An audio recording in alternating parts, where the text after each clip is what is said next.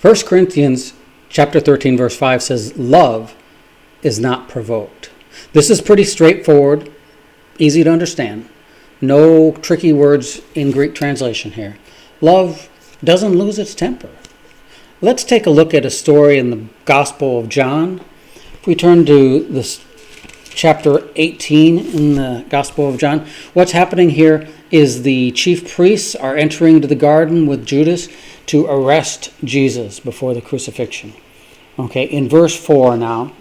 Jesus, therefore, knowing all things that would come upon him, went forward and said to them, "Whom are you seeking?" They answered him, "Jesus of Nazareth." Jesus said to them, "I am he." And Judas, who betrayed him, also stood with them. Now, when he said to them, "I am he," they drew back and fell to the ground. And he said to them again, "Whom are you seeking?" And they said, "Jesus of Nazareth." Jesus answered, "I have told you I am he. Therefore, if you seek me, let these go their way, that the saying might be fulfilled that he spoke of, those whom he gave me, I have lost none." That, my friend, is calm, collectiveness, no emotional outbursts, complete control over his emotions. He knew what he was facing, and he says, "Here I am. You looking for Jesus? I'm the guy. Let these others go." John Wayne couldn't have pulled off a better display of masculinity. Now let's continue in verse 10. Then Simon Peter, having a sword, drew it and struck the high priest's servant and cut off his right ear. And the servant's name was Malchus. So Jesus said to Peter, "Put your sword into the sheath. Shall I not drink the cup which my Father has given me?" Again, calm, collective, complete control. That is love. And so when Paul in 1 Corinthians says love is not provoked, that's what he's talking about. That is what he's talking about.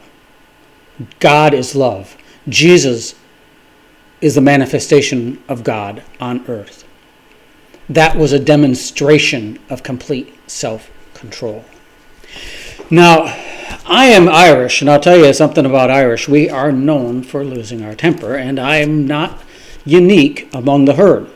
I know what it is to lose my temper. It doesn't happen often, but once or twice a year, I tend to lose my temper.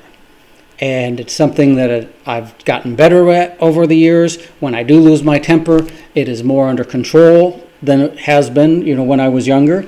But what I have found was that when I do lose my temper, normally I haven't been doing my daily Bible readings. I've let up on the prayer and the meditation, and then I become much more vulnerable to that emotional outburst.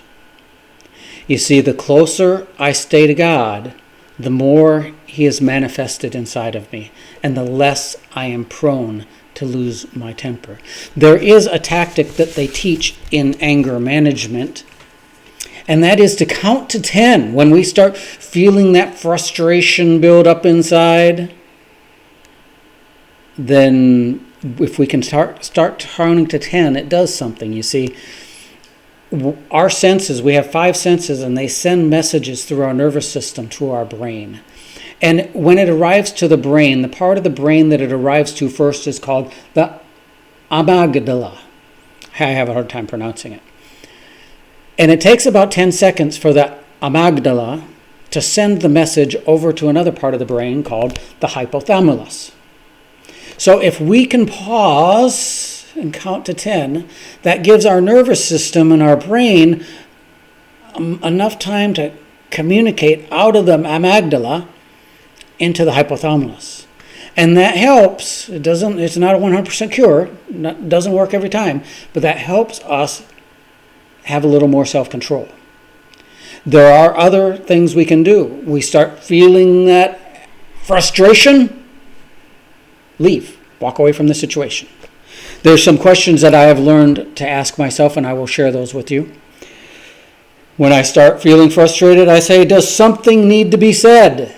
Whatever the situation is going on, does something need to be said? to this person or this institution or whatever is going on. And if I answer yes, something needs to be said, the next question I ask is, does it need to be said by me? Okay, something needs to be said, but am I the guy that needs to say it? And if the answer is yes, there's one more question I need to ask myself.